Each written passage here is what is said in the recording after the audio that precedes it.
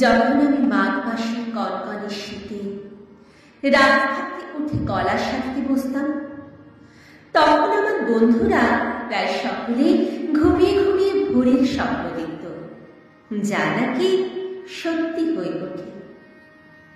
আমি তানসারগামের কোঠা পড়ায় বোধ হয়ে থাকতাম।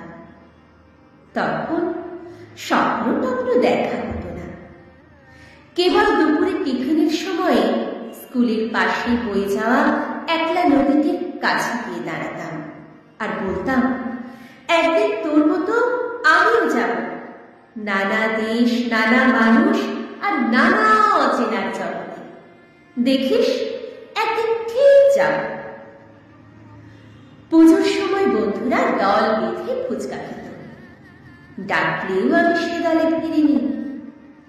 গলার যত্ন, উঁচু ক্লাসে অনেকের বই খাতার ভাঁজি যখন সিনেমার ছবি, তখন আমার ব্যাকরণ খাতার পেছন মলাতে দরবারের নতুন তাল লেখা।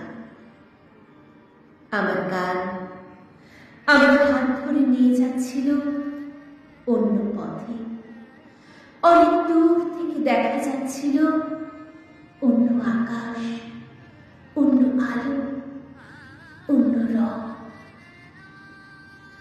করে দেখা এক অপূর্ব আলোর বিকেলে আমার বিয়ে হয়ে গেল। সাদা রঙিন বেনারসি, রজনীগন্ধা, ফুলসজ্জার রাতে বিসমিল্লাহ সাহেবের সানাই বাজছিল জয় জয়ন্তীর আগে। ভারী ইচ্ছে করছিল পাশে শুয়ে থাকা অজানা মানুষটার সঙ্গে বন্ধুত্ব করে জিজ্ঞাসা করি, জানো এটা কি রাগ? লজ্জায় জিজ্ঞাসা করা হয়নি। অনেকদিন পর গান যখন আমার হাত ছেড়ে দিয়ে একা ফেলে চলে গেছে দূরে, তখন মানুষটি বলেছিল একদিন, তুমি খুব ভালো গান গাইতে পারতে, গাও না কেন? আমি উত্তর দিইনি। বিছানায় ঘুমিয়ে থাকা নিষ্পাপ এক শিশুর মুখের দিকে তাকিয়েছিলাম অপলক। আমাদের মেয়েকে গান শেখাবো বড় করে, কেমন? আমি চিৎকার করে উঠলাম, না! চিৎকারে ঘুম থেকে কাঁদতে লাগলো ছোট্ট মেয়ে। চিৎকারে অবাক হয়ে থমকে রইল আমার স্বামীর চোখ।